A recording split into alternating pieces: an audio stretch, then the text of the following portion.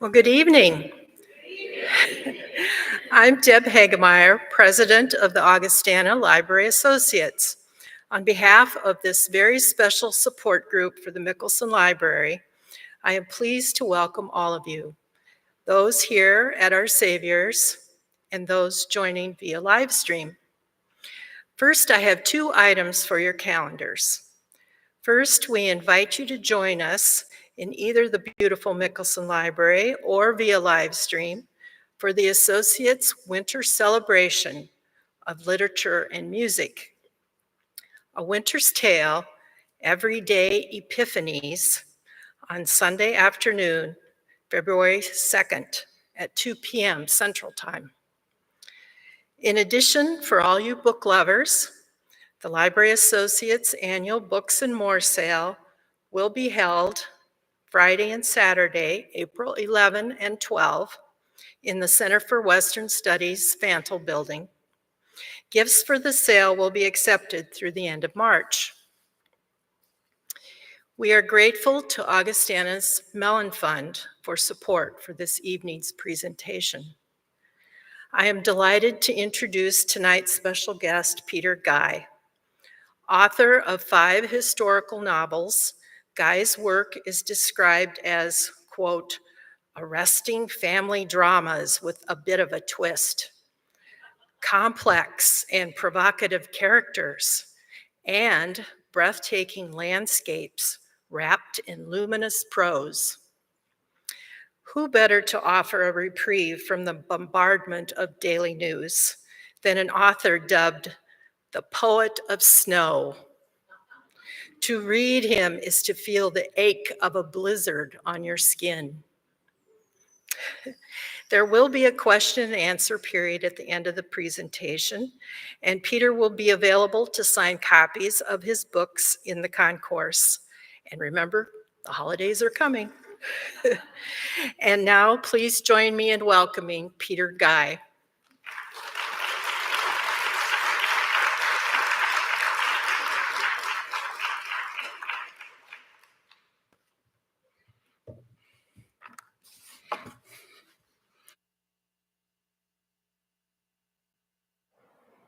I'm not checking my cell phone. I had to turn the microphone on. Well, thank you, Deb, and good evening, everyone. It's so lovely to see so many of you in the audience tonight. I'm honestly a little bit out of practice. It's been a while since I stood in front of an audience, so if I fumble my words or repeat myself, you'll have to forgive me. But I want to begin just by saying thanks to Renelle, who's orchestrated this whole thing. I don't know where she went, but thank you. It's been a lovely visit so far, so welcoming and so gracious, and I'm very grateful to be here. My plan for the evening is pretty straightforward and pretty simple. I'm going to read an excerpt from my most recent novel called The Ski Jumpers, then talk a little bit about it, and then we'll open it up to what will hopefully be a lively conversation. I'm looking forward to that very much. So without further ado, this is from the very opening of the book in a chapter called Dream, Memory, the Thing Itself. Even now, almost 4 decades since your last jump, you're ecstatic in flight. The memory is as indelible in your mind as it is in your old and softening body, which still, all these years later, will tremor you from sleep and dreams and go taut as though into the cold winter air above some steep snow-covered landing hill. There in bed, under the soft down, you cock your ankles and lift your chin and rudder your hands as you close your eyes and pull back into the dream. And though, of course, there's no rush of air, no danger, the thrill remains. So does the peace. And it's into that peace you alight. Most mornings, you'll coax a minute or 2 in the air. First, you find the hollowing sensation that comes with the leap itself. It was then, as it remains now, the surest sign of a good jump. You're lighter.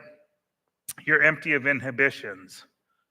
And it compels you forward, your hips following the emptiness in grace. A twitch of one shoulder, then the other as you accelerate as the world simplifies. Just you in the air and the landing hill below. There's no concentrating now, only divination, only weightlessness and yearning, and for as fast as it always happened, timelessness.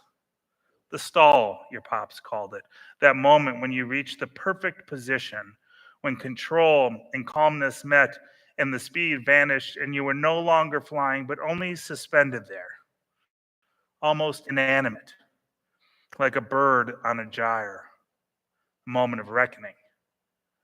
If the air was friendly, if you'd executed your jump properly, if you'd aligned yourself well, then you pulled and pressed and cajoled, not consciously, but by reflex and instinct. If you were lucky, the second act of flight was exultant. It was easiness, even as you accelerated, shredding the atmosphere and racing back into consciousness and the earth. It was your reward. Then your wings unfolded slowly, and slowly you breathed again. Your pops always said that landing was like shattering glass, but for all you learned from him, for all you believed in him, this was not your experience. Landing for you was an insult. And even now, in your warm bed, 40 miles and 40 years from any ski jump, it remains so. You open your eyes to the dark. You reach behind to touch your wife's hand, Ingrid's hand, but she's not there. And you roll over, and not only is the sweetness of the memory gone, but so is she. The house is alive. She's beaten you awake. She's in the kitchen. You swing your legs out from under the covers. You put them on the ground. You've landed on another day. Dream, memory, the thing itself, what's the difference? You had your dose of rapture, and now it's time to be him again. Me again. My eyes are gaining on the dark. I hear Ingrid running water to fill the coffee maker. I hear the cabinet door creak and the rattle of a spoon being lifted from the cutlery drawer. The clock on the bedside table tells me it's 5 minutes after 5 o'clock. I walk out into the hallway and follow the path of light to the kitchen sink and put my arms around Ingrid and settle into her backside, looking at us in the reflection of the window. She doesn't say anything. She appears about to cry. You're up too early, sweetheart, I say. I couldn't sleep. I nod and kiss her cheek and close my eyes and decide on another short detour from waking all the way. I hold her, we warm. How many mornings have I hugged you like this, I say. She doesn't answer, but I can feel her loosening. As quick as I can, I do the math. 10,000 it must be, more even, 15?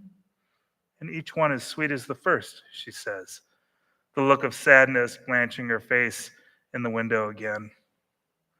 I turn her around in my arms. We've plenty of these mornings left. Now she nods and kisses my cheek, and feigns one of her sweet smiles. These gestures we echo. They're the work of a 35-year marriage. Let me finish the coffee, I say. Nonsense. I haven't made the coffee and I can't even remember how long. Here. And she takes my elbow and urges me toward the kitchen table. She turns on the lamp hanging above the fruit bowl. She even pulls out a chair as though I were feeble. What else do you want for breakfast? She's already back at the counter and spooning the grounds into the filter. Oatmeal, toast? Just coffee, love. You've got to eat something. I will, but not yet. She presses the button to brew the coffee and returns to the table, but before she sits down, she raises a finger and hurries into the mudroom off the kitchen and is back before she's even left. She has a bag from the bookstore in her hand and she gives it to me and says, I stopped at Zenith yesterday while you were resting. She nods at the bag. Inside are 3 of the notebooks I favor. Oh, Ingrid, you stop that. You heard what Dr. Jeng said yesterday. That I should take up a foreign language, she said. She suggested that merely as one option, Ingrid says.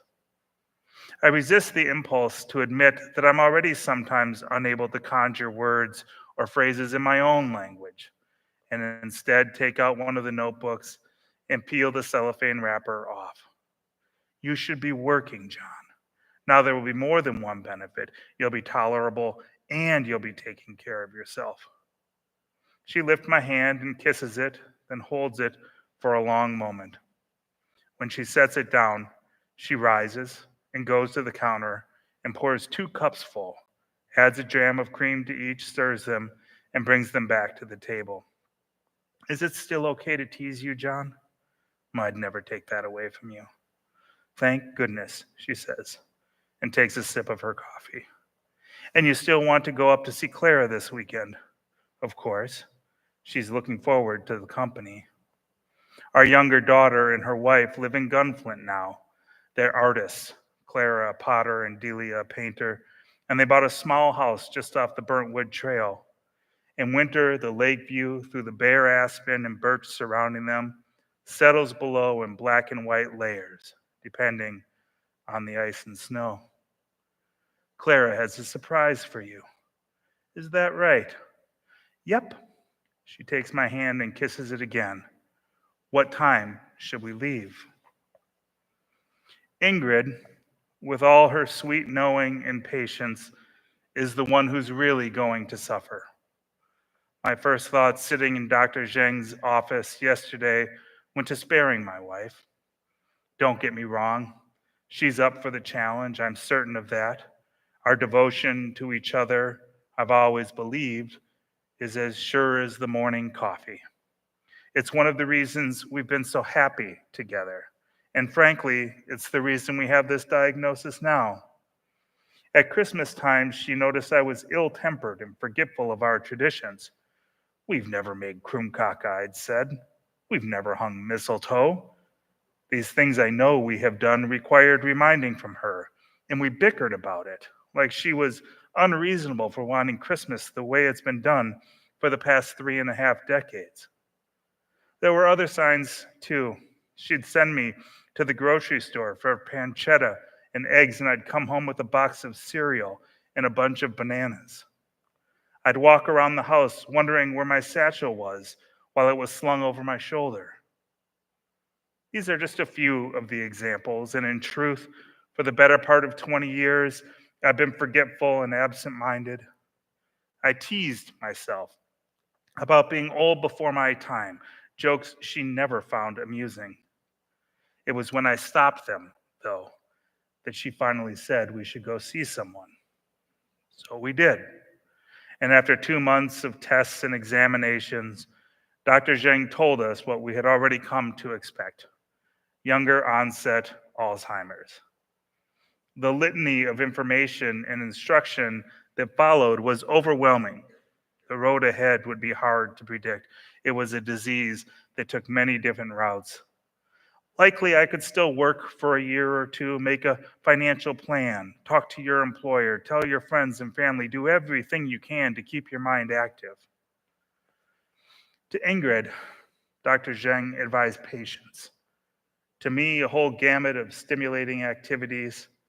And if, after suggesting writing as one of those activities, and meeting Ingrid's rebuke that I was a writer, and a fine and notable one at that, the good doctor was embarrassed or surprised, she didn't let on. Instead, she walked us through the next steps and answered Ingrid's many questions. Me? Well, I guess my thoughts took a pretty frantic tour of my life and loved ones. I thought of my kids, naturally, Annika and Clara and Ben. They're all grown and making their own way. Annika lives in Minneapolis with her husband, Ben out in Boston where he goes to grad school, Clara, as I've mentioned, up in Gunflint. They're all 3 smart and healthy and well-loved. And though I'm very close with each of them, and though they'll no doubt be worried for me and sad for themselves and Ingrid, they'll also be fine. I thought of work, too. I teach English at the Liberal Arts College here on the hillside and had been planning to retire soon anyway. Teaching has been a satisfying part of my life, but after 30 years of it, I've stopped being useful to my students. I don't know them anymore, and they certainly don't know the likes of me, which is not a complaint. Over the years, we've had a lot to teach each other, and as careers go, it was a good one. But there's also the question of my other work, these books I write, or anyway have written, not least the one Ingrid thinks I should get working on with these new notebooks. So that scene takes place fictionally anyway, on a morning in 2019 up in Duluth. And what ensues from the opening pages is a novel told from 3 periods in John's life. The first is this singular day that follows this morning. John and Ingrid drive up the north shore of Lake Superior to visit their youngest daughter, I should say. For John, it's a day of reckoning. For Ingrid, one of discovery. It brings to life, or hopefully it brings to life, their deep and abiding love, and how even despite that love, there are secrets and slights that have infected their marriage. Given his diagnosis, John feels the time is surely now or never to confide in her the deepest and most shameful parts of his past, parts that he has kept from her through their whole marriage. And he does this by recounting for her 2 other epics in his life.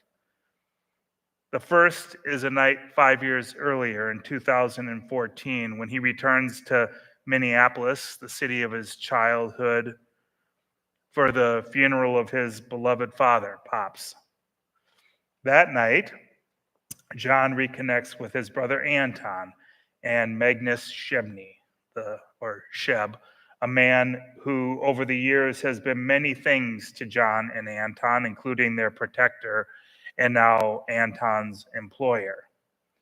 Sheb is a shady, larger-than-life minor gangster, and one of his many enterprises is that he runs a sleazy bar on the north side of Minneapolis, and it's to that bar that the brothers go after the funeral. What John encounters there is a portal not only to his brother's life then, but to some of the reasons they've been estranged for so long, reasons that have always baffled him. They drink and they argue, but they also begin to rekindle their bond by telling stories from their childhood, especially the time they spent ski jumping together. And those conversations lead even further back to John's childhood, the third epic in this novel. It's here that John has to confront his deepest secrets, his happiest joys, and the broken family he's carried around since he left home for college when he was only 18 years old. It's a story about the brothers' rivalry as ski jumpers, but also the great joy and comfort they took in each other's company, both on and off the slopes. It's a story about where their father and mother came from and how they built and then destroyed the family bond. And perhaps more than anything, it's about the great and grave difficulty families face when their pasts come to roost. Now, I myself was blessed with a very happy childhood. One of the main features of that childhood was the time I spent ski jumping with my own dad and brother. When I was 7, my dad asked me if I wanted to try this sport. I can still recall the day with just practically perfect clarity, or what anyway has become the version of that story that I tell myself over and over. I was laying in bed. It was a Friday night, and he said, "Tomorrow morning, we'll go over to Theaterworth Park and we'll join Selmer Swanson in his ski jumping class. How does that sound?" And because I came from a family of 5 kids, and because that time together was so precious and frankly, any time alone sounded good. I said, yeah, let's do that. My dad had been a ski jumper himself. Back in those days, ski jumping was still a high school sport in Minnesota, even in the Minneapolis public schools where he went. And before him, his uncle had been a ski jumper as well, which is to say that the roots of this tree go pretty deep in my family. And those days at Theodore Wirth became just foundational to my youth, one that was devoted practically entirely to ski jumping, especially by the time I was in high school myself. And the learning that I did at Theodore Wirth Park evolved into tournaments that happened around the Midwest in places like Madison and Chicago and Duluth and the UP of Michigan and other places as well. Incidentally, I took the liberty of learning whether or not there had ever been ski jumps in South Dakota. And in fact, there have been two, but well before my time. One in Deadwood and one in Canton, which I don't know where Canton is. But there is a history of it here, as you might expect with the large Norwegian and Scandinavian population here. But I digress. Anyway, those trips in the Midwest became for me trips all across the country. I aspired to be nothing less than an Olympic ski jumper, something I never was. However, the experience of my time involved in that sport as a participant, it's remained a part of my life even until now. But I can't overstate it. It was so much of how I identified then and even still. And my brother and I, my brother who's my best friend, and my father, before he passed away last year, we still talk about it almost every time we're together. That is, about our memories of it, about the times that we had, the places that we visited, and of course, the friendly competition that we had with each other. Since this book came out of that experience and been published in the world, I've had so many conversations about what this sport, what the thrill of it feels like. The opening passage that I read hopefully answers some of those questions. It is a sport of daring, for sure. It's thrilling, of course. It requires precision and calculation and concentration. It is also a sport that is ethereal and dreamlike. It was then, curiously, and remains even more so now. All of these things I've tried to capture in various ways in the novel. I've also written about another formative part of my personal life in this novel, namely, how dang hard it was to write this stupid book. As John and Ingrid discuss in the scene I just read from, he's been laboring for a long time to write a novel called The Ski Jumpers. I made my first notes for this novel in 2008, and in preparing my notes for our conversation tonight, a thought occurred to me that in a sense, in a very real sense, I've been writing this book since I was 7 years old, and my dad came into my bedroom to ask me if I wanted to try ski jumping tomorrow morning. It took me 10 years of trying and failing and trying and failing, and then a couple years more of giving up on it altogether before I was finally able to figure out how to write this book. I don't think it's an exaggeration to say that I've been thinking about it in one way or another since I was a kid, when I decided that I wanted to be a writer. I won't pretend to speak for other writers, of course not, but for me, the act of writing fiction has always been a form of escape. I'm not a very interesting person, despite the fact that I was a ski jumper, and that's pretty fabulous. And I've never really had to distinguish between the characters that I wanted to write and myself, their experiences, their lives, what they hoped for, what they had failed at, the people that they had let down, the people that they loved. None of that was ever true for me as a writer. But I knew that with this book, and I think that one of the reasons it was so difficult for me to come to terms with it was that I very much wanted to honor my experience, and I very much wanted to use my own stories to tell the story of these two men, of John and his brother Anton. I guess the three men, because Pops is a major character as well. And I just couldn't do it. I couldn't put the distance between myself and my memories and also bring them into this story in a way that felt authentic. I couldn't reconcile the difficult life that I imagined for John and Anton with the relatively easy and pleasurable life of my own childhood and life as an adult. And it's not too much to say that I became just intimidated, so much that I figured I would never write this book. And in fact, did put it away altogether for a couple of years. But a couple of things happened right around the end of 2019 and the beginning of 2020.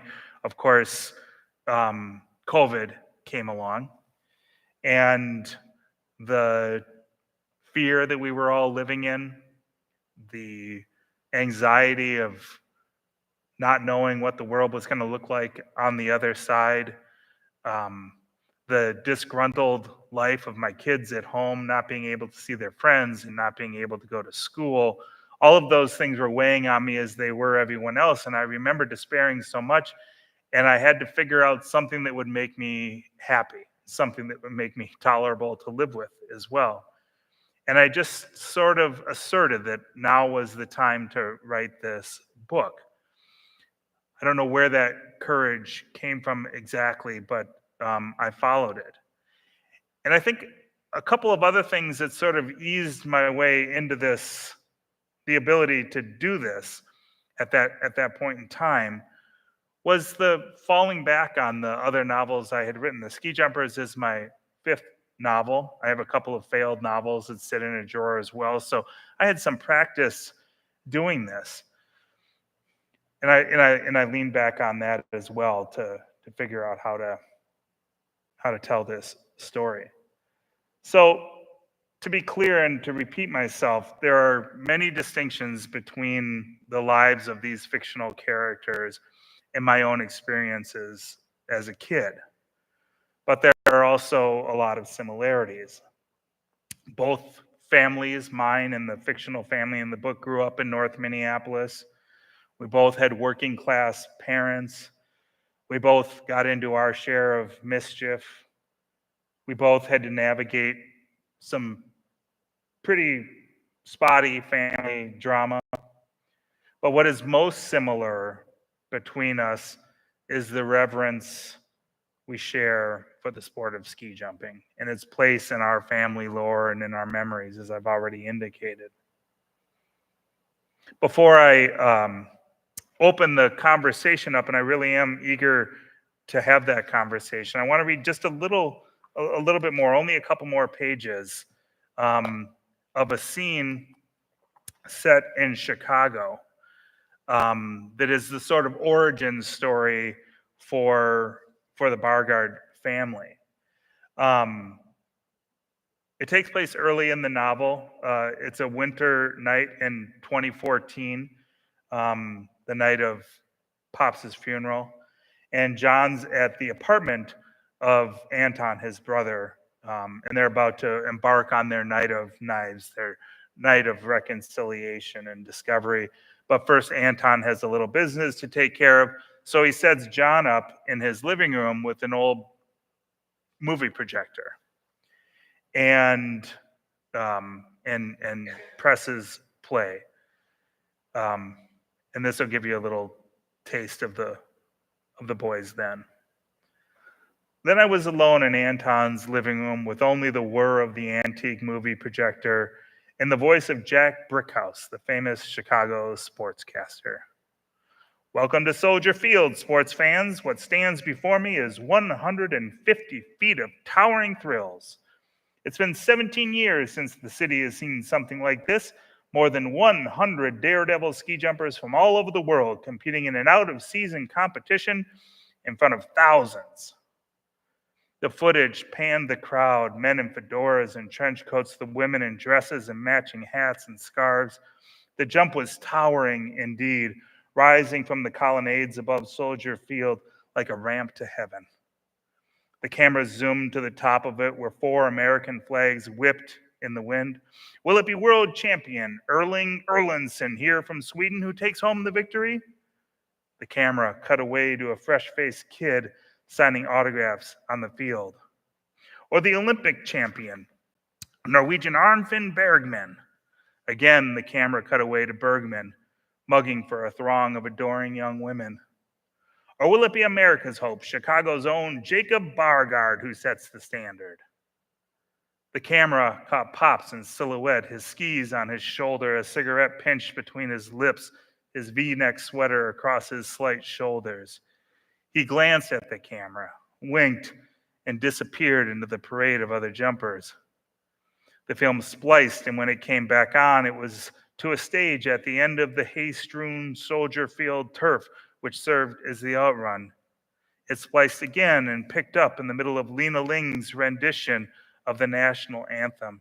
Her voice cut in and out, but her lips kept singing. Her hands stayed on her heart, and for all I tried to blink him away, the man standing at the bottom of the staircase remained a young Magnus Shebney. He wore a long leather duster, was damn near the size of the car parked beside him. Still again, the camera cut out, and for a while, only single images flit across the screen. A shot of the crowd, the announcer on the stage, a ski jumper crashing through the hay bales on the field turf. Occasionally, a jumper in mid-flight or landing, or standing at the top of the scaffold, ready to kick himself into the outrun. It was like listening to someone talk and only hearing every 10th word. But then, for 20 or 30 seconds, the film and announcer's voice would steady and come out together, a sequence of 4 jumpers in a row with explanations of their daring and courage. Here's the Finnish jumper, Matti Rantanen, ready to make his first leap. Can he best the 112-footer of the last flyer? He's in the air. Brickshouse's voice gave way to the clicking of the film, but the image of the Finnish ski jumper flying down the scaffolded landing hill did not. He was the picture of elegance, his feet locked together, his skis like a single plank, his body purposeful, following his outthrust chin, his hands locked and leading the way. Even through the choppy footage, he appeared to not even twitch, not even blink.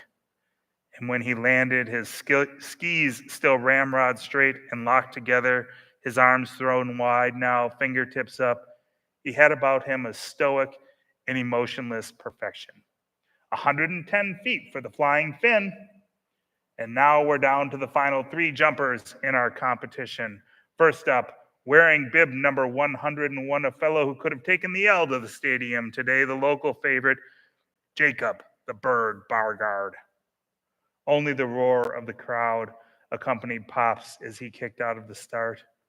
He threw his hands in front of him and crouched impossibly low, so low his ass seemed almost to rest on the tails of his skis.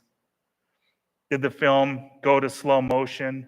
Did the absence of Brickshouse's voice intone admiration and hopefulness and respect? Could I actually recognize in the grainy image of Pop's face the aspect of a man I knew to be utterly and unfailingly determined on this, his favorite subject, and this, his most important moment? Did the concentration that attended that look give way to bliss, plain and simple, as he sprang from the takeoff, as he settled his hands not out beyond his face like nearly all the jumpers who had come before him, but at his sides? Did he pause there at the top of his flight and ride on the exhalations of 30,000 Chicagoans? Did Lena Ling cross his mind? Did the sound of her voice singing "Blow Me a Kiss" from across the room lift his hopes? Or was it the hand of his Redeemer, lifting him by the back of his sweater? Surely there was something more than the Zephyr off Lake Michigan, because where the other 100 jumpers had reached their zenith, somewhere over the makeshift knoll, Pops kept rising. It looked like he would never land. It looked, and I recall now that this is what he always said about that jump, that he wouldn't land until he was in Minneapolis with Lena and her sister, his wife, my mother. Thank you.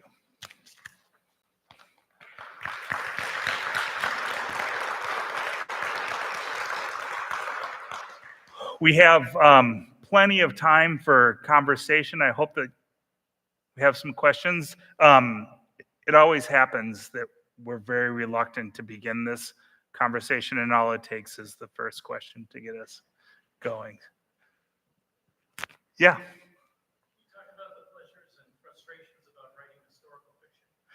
The question is about the pleasures and frustrations of writing historical fiction. And I would say, to begin, that the pleasures far outweigh the frustrations. I'm not sure how it is that I ended up writing historical novels. The Ski Jumpers is the least historical of them all. Though there's, as I mentioned, these three periods, and one of them goes back to the 1950s, which is when that scene in Chicago was that I read from takes place. The pleasures are, I think that as a writer, you probably know something about this yourself. Part of the joy of it all is the vicarious experience. That when you're in the middle of writing a novel, and even afterwards, if you love your characters and the story enough, you have that place that you can go to, and those people that you can commune with and talk with and learn from and teach and all of those things. It is in a way like having a double life. And for me, that makes it sound a little like I'm touched or something, and probably I am, but I don't think it's been verified yet.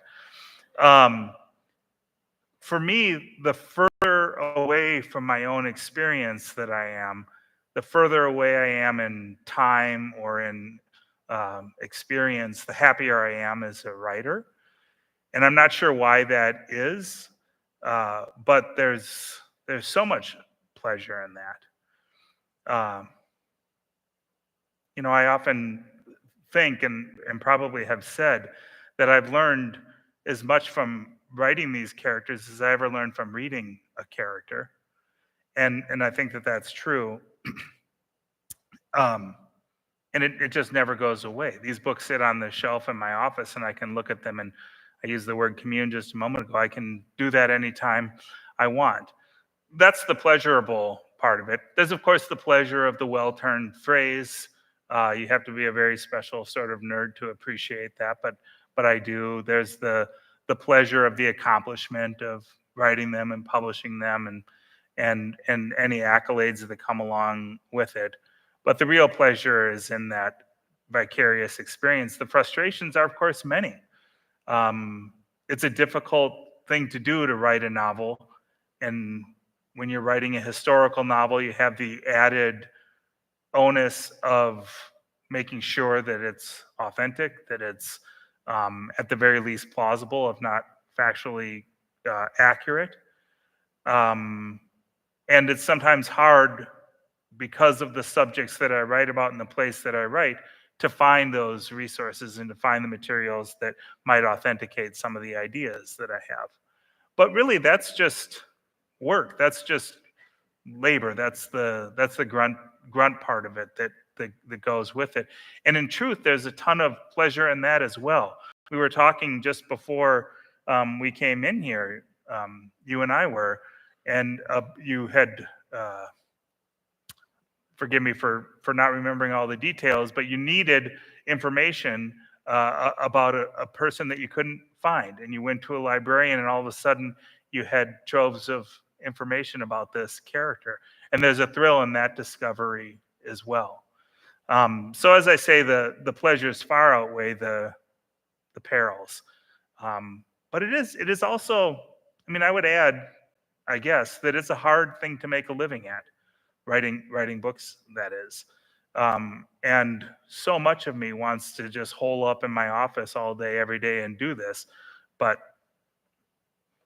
I have to keep the roof over the house and now pay the college tuition as well. So, yeah, yeah. Thank you. Other questions? Oh no, we surely have. Yes.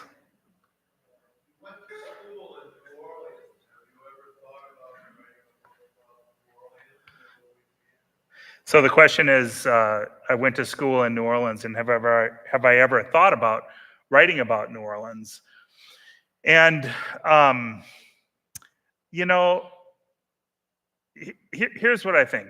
As a younger man, an aspiring writer, let's say, I was really influenced by, the sort of writers that are people of my age are typically influenced by. I loved Faulkner, I loved Hemingway, others as well, but those two especially. I loved them so much I would read their biographies, and I thought mistakenly that in order to be a writer, I ought to live like those other writers and have those same kinds of experiences, which is to say that I should write about Paris, or Spain, or Italy, or World War I, or or the Deep South, or something, which of course turned out not to be the case for me, even though I tried that.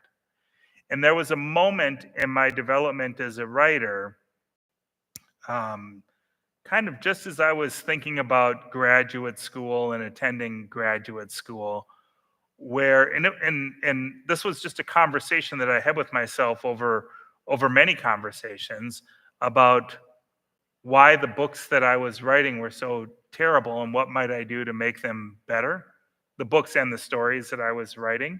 And it's because I was trying to write about someplace that I didn't know intimately and that I didn't feel a soulful connection to, which is to say Minnesota, where I'm from and where I've lived most of my life except for graduate school. And I just thought, what would happen if you set your stories there in Minnesota? And so I started writing a book that would become my first novel, a book called Safe from the Sea.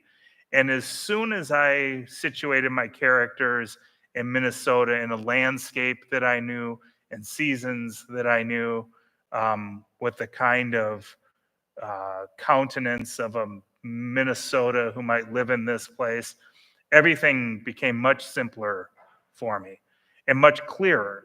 And my purpose for writing those stories suddenly seemed urgent, whereas before it had seemed almost silly. And I guess in a way it was silly. I was trying to write about the south of France, a place that I had never been. And so I made a decision then, a kind of declaration that this would be my place, at least for now. And now I'm 5 novels, the 6th coming out in April, the 7th underway. And all of those books take place mostly or altogether in Minnesota. And that's a very long way of coming back to your question about New Orleans. I don't think I will write about New Orleans. I didn't spend very much time there, for one. And I don't have that connection to it despite having spent some time there. So I know that that's not how all writers work, but it's how I've worked so far. That is to keep to the turf that I know best. And again, to go back to the question of the pleasure, there's a considerable pleasure in bringing my landscape, my home, to life. I'm not the only writer in Minnesota. In fact, you run into one on almost every street corner. But I feel a sense of responsibility and pride to writing about where I'm from. Yeah. Yeah.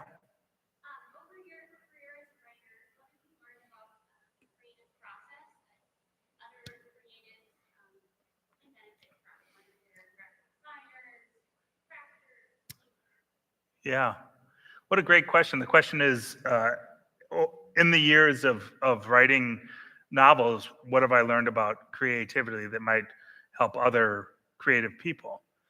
Um, I'm a teacher sometimes as well, a teacher of writing.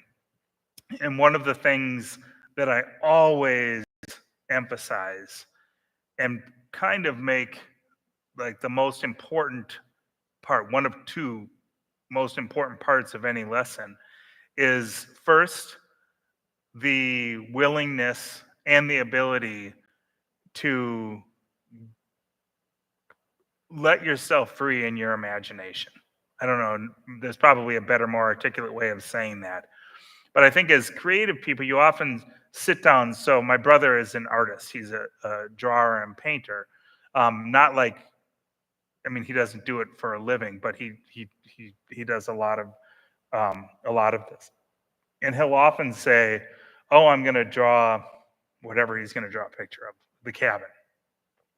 And so he'll go down to the lake shore with his sketch pad and he'll draw the cabin. And there's almost always some flourish, something that's not actually in his view. And I interpret that to be his imagination running free. And I think that for writers, especially because it requires so much planning, especially to write a novel, you know, you have to be you have to, um, I shouldn't say you have to. I feel like I have to have some place to start, some characters to begin with, and have a way to move them forward.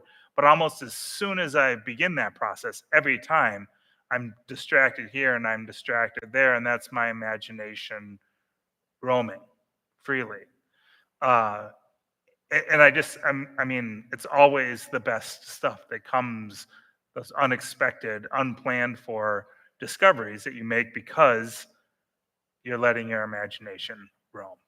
And the other thing, and this will sound very Midwestern, I'm sure, is the requirement to sit down and do the work. I thought, I mean, I'm probably giving away too much, but when I was reading those biographies of Hemingway and Faulkner, I thought that really, like, you could just drink and play, and somehow these great novels would be written for you or would materialize out of, you know, the next morning you would wake up and there they would be. It turns out that that's not the case. At least I haven't discovered it to be the case for me yet. And so when I'm, you know, in the classroom, when I'm teaching writers how to write, first of all, you have to be committed to it, just like any creative endeavor, any endeavor really that you're aspiring to. Um, and also, and just as importantly, if not more importantly, that there ought to be some joy that attends it. For me, going back to the question about the pleasures of writing historical fiction, I mean, I feel joyful when I'm doing it, even when it's really hard, even when I can't figure something out, even when I don't have the information that I need to make the scene plausible or complete or whatever. I'm I'm boyish in the work itself, and I think that people who do creative projects ought to feel that way. Certainly, if they're trying to make it be a part of their career, a way to support their family. Yeah. What a great question, though. Thank you. There's so many of you. Yeah.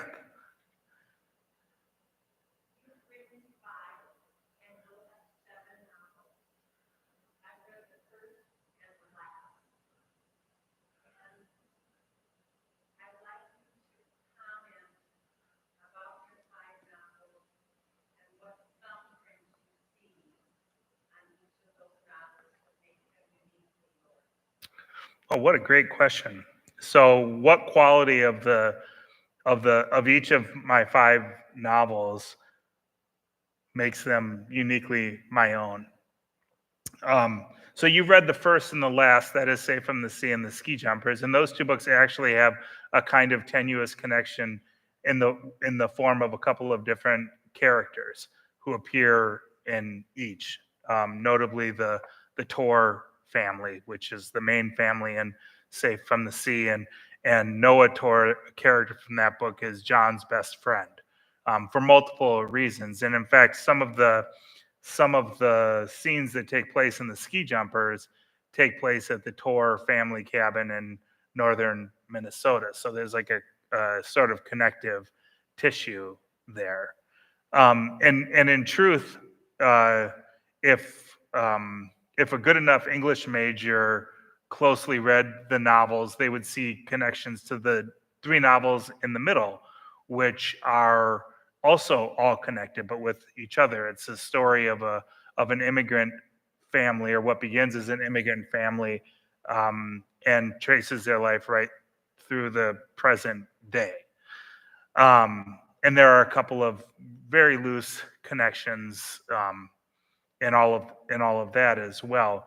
And I think so. All of this is a preamble to say that for me, in both that way, which is to say these loose threads or direct threads in some cases, and in a bigger, more holistic way, all the novels are connected, even though they're all completely independent and stand alone. In my imagination, and maybe that's part of the experience of having worked on these novels over the years. It's going to be 15 years since I published my first novel, when my sixth novel comes out. They feel connected holistically as well. But I think that in Safe from the Sea, my first novel, I was learning very much on the job still, what I wanted to write, and I think in some ways was successfully able to write, was a really tender reconciliation story between a father and a son. I remember articulating in an answer to a question back then, not when Safe from the Sea came out, but when my second book came out. One of the distinctions was that when I was writing Safe from the Sea and the novels that I had failed at earlier, I was writing from the point of view of a son. My father was this huge presence in my life. He was such a good man, such a decent man, such a good friend to me and great teacher for me. And he meant so much to me, and my mother as well. But I'm thinking specifically now of my father, because that's a father and son story. That I just think it was natural that I would write from that position as a son looking up to his father. All the books after that I've written as a father looking at his children. I mean, it's amazing how that happens. I don't know how many people here are parents, but boy, you talk about a switch changing your perspective on everything. For me, having kids was, well, certainly the great detour in my life with respect to perception. So any of the books after that, including The Lighthouse Road, maybe especially The Lighthouse Road, well, and Wintering, are about the mistakes that a father would make from the point of view of the father himself, not from the son looking up at the father. I think the thing that, this is a really rambling answer, and I'm really freestyling in my mind right now. I hope that's okay. For me, the thing that is, I don't know, most satisfying, or certainly among the most satisfying parts of this endeavor, is the language itself. And I feel like each of those novels has a distinctive style. Safe from the Sea was that reconciliation story. I wanted The Lighthouse Road to be a kind of tragedy, a kind of classical tragedy, and the language reflects that. Wintering is a little bit more of an adventure story, and I think the language reflects that. Even though there's a timbre that goes through each of them. In Northernmost, it's almost like a panic. There's so many emotions happening so fast in that novel that I wanted it to feel breathless. And with the ski jumpers, I wanted it to be reflective. And I guess to circle back to that reconciliation theme, maybe I could have just said that 5 minutes ago and that would have been enough. But hopefully that gets to some of what you were wondering anyway. Yeah. When you write, do you have the story pretty well in your head when you start to kind of know? It's almost like you're writing a research paper, you kind of have your note cards, you're all kind of lined up and the story goes forward? Or are you like some authors will say, well, I start writing and then the characters sort of take over? Or are you a combination of both?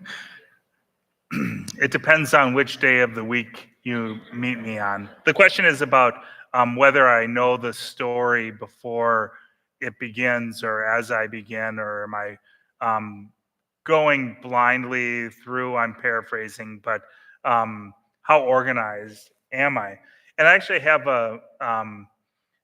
I think it's a pretty good story. So my first book that was published took 10 years to write. And there are many reasons that it took that long, not least of which was that I had no plan at all. But also, I just didn't know what I was doing. I mean, I had tried writing novels. I had gone through graduate school. I was supposed to know how to do this. And it just took me that long to figure it all out and to learn what story I wanted to tell and how I wanted to tell it. And that book I was so lucky that it was published and it did quite well for a first literary novel. And I was really excited and addicted to the experience of publishing a book and being an author now. And when it was time to start writing the second book, I thought, I'm going to get perfectly organized. I'm going to outline the whole thing.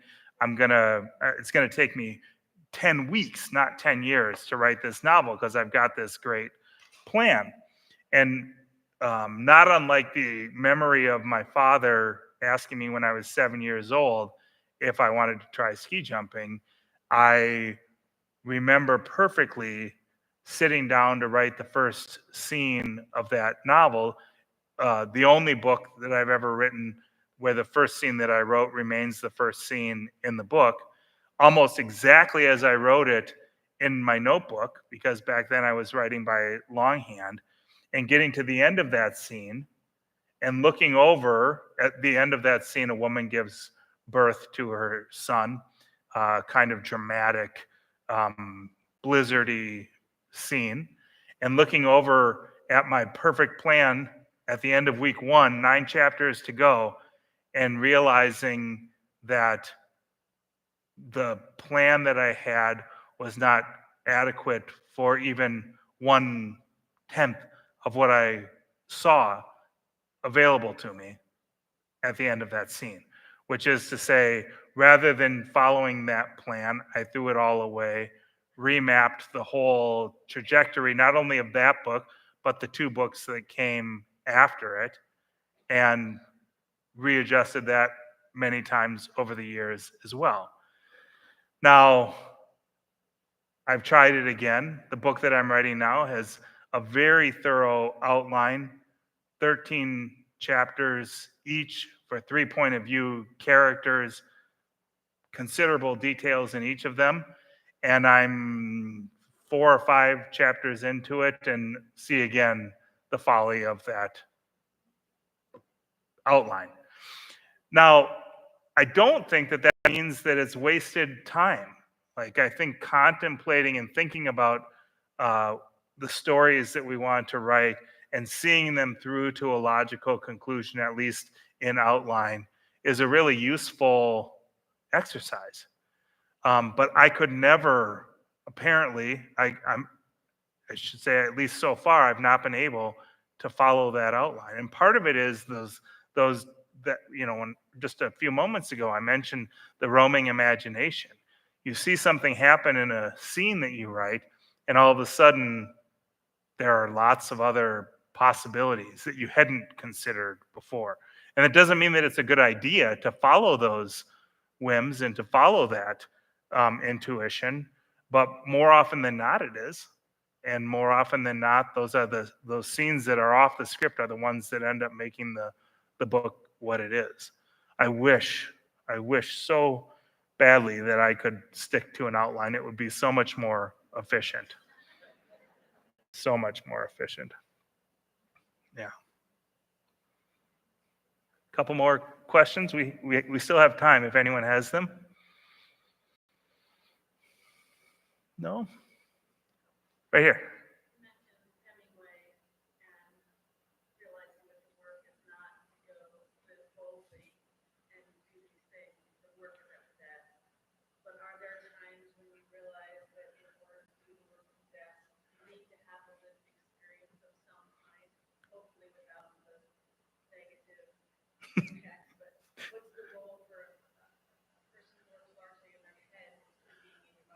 It's such a great question, and I often think back. So I'll use another anecdote to answer that question.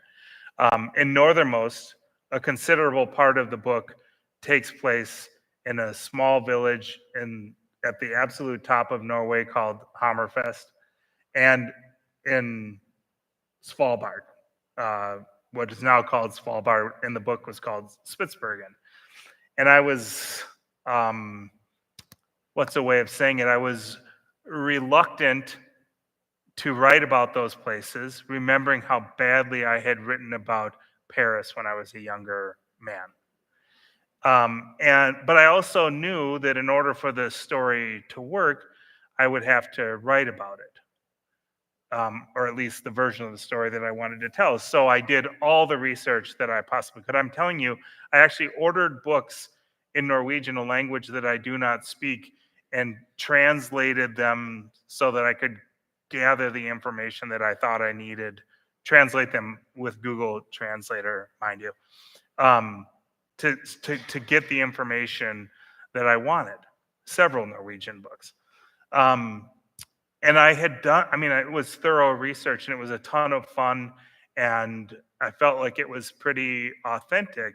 And I remember saying to my wife, I feel like I have to go, even though I have all of this research. And part of me just wanted to go, of course. But I also had a real intuition that in order to be convincing, I needed to go. And so I went and visited Hammerfest for a week, and I went and visited Svalbard for a week. And I can still remember, again, I must have an amazing memory for as often as I am hearkening to it. The airplane coming into Hammerfest, it was the end of June.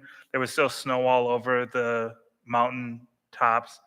And I had this feeling like I'm coming home. Like it's not where I have Norwegian ancestry, but it's not from there. But I had this feeling like, oh, I'm coming home. And I landed and I went to the cemetery first thing, and my wife was with me, and she wondered, like, what are you doing? Like, what is it that you want to see?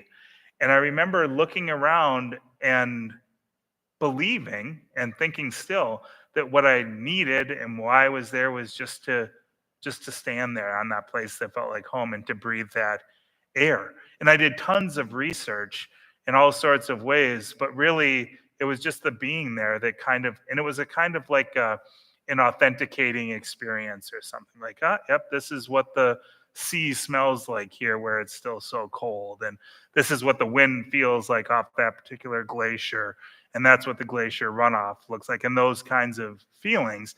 And I'm busy taking those notes, but really it was just a being there. In the same way, incidentally, that I have to return over and over to the North Shore of Lake Superior for that kind of, it's like feeds the imagination, or it feeds the writer in me just to be there, and to feel the wind again or feel it in a new way, to hear the lake in a way that I haven't heard it before. And all of that is to say that I can't be overstated, I don't think, to go to those places. But for me, that place is usually the North Shore. That's because that's where so much of the books take place. Yeah.